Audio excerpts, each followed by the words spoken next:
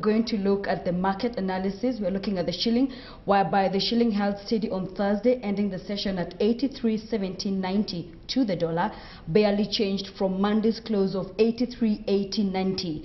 And today the shilling opened at 83.7090, flat from Tuesday's close.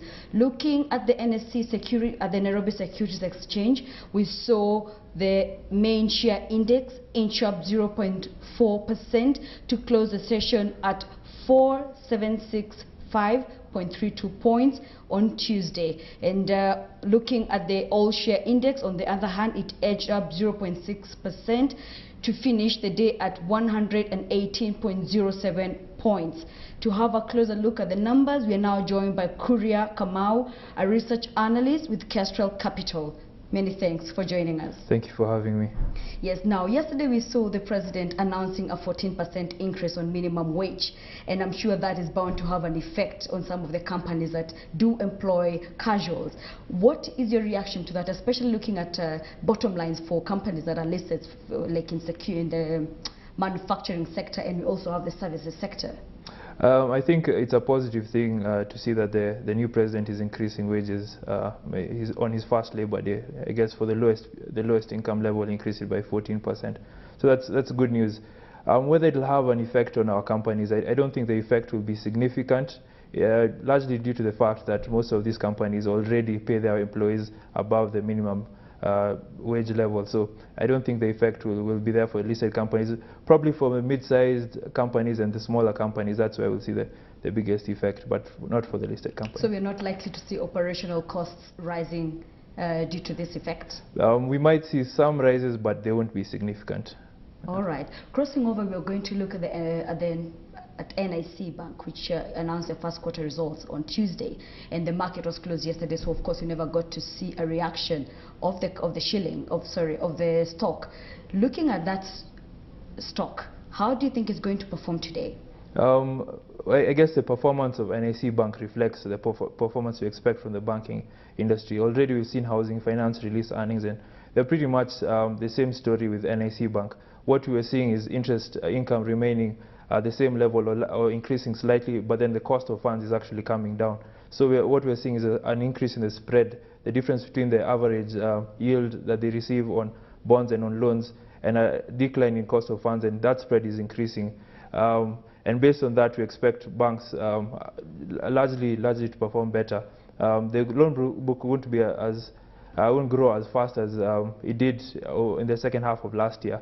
But first quarter, largely due to election risk and all of that, but the larger spreads will lead to an increase in net interest income. And of course, we've seen quarter one results were not so good compared to the previous year, whereby we saw only a 20% increase in quarter one as opposed to a 29% increase in the previous year. Is that something that you're likely to see cutting across the banks, taking a cue from NIC Bank results? I guess we should expect.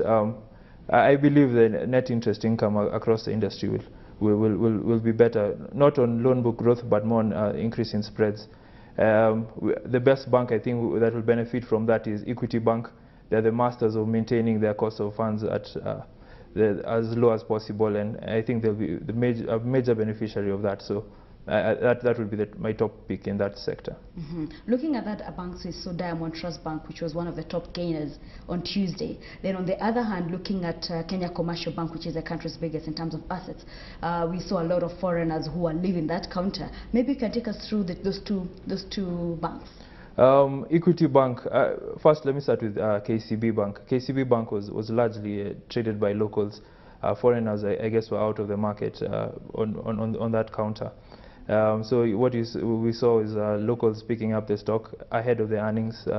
I guess locals are starting to.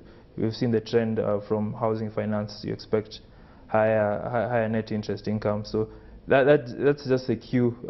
It was a cue for local people to start picking up on KCB, and also Equity Bank, which I say is our top pick in the banking sector, is reflective of that. Looking at Jubilee, which also announced their results fully on Tuesday, how is that stock performing today? I think the stock generally will go up. The results were okay. They didn't impress us as much in the insurance business. what we saw is the insurance business and the company around 200 million if you take away the net benefits that they actually paid on the premiums they received.